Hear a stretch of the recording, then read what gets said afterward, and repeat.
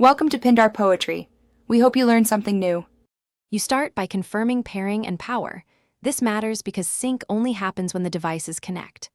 Open voice memos on your iPhone to see if the recording exists there. If it does, you'll restore to the watch.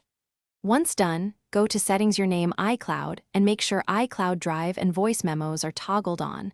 This lets Apple sync recordings. If not present on iPhone, check Recently Deleted in voice memos. Recover there first, because the watch mirrors that library. Next, force a sync to bring memos to the Apple Watch. Place the watch next to the iPhone, enable Bluetooth and Wi-Fi, then restart both devices to clear transient issues.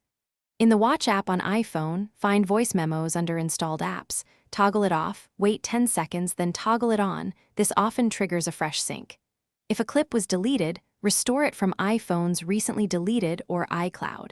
Calm first, because the watch will only sync what's in your iPhone library. Finally, open voice memos on the Apple Watch and wait. Sync can take a few minutes depending on file size and connection quality. If files still don't appear, unpair the watch from the iPhone and repair it. That rebuilds the watch backup and forces a full library restore. If problems persist after repairing, contact Apple support. Have your device serial numbers and memo timestamps ready. One troubleshooting tip: check that the memos aren't stored in a different iCloud. Thanks for watching.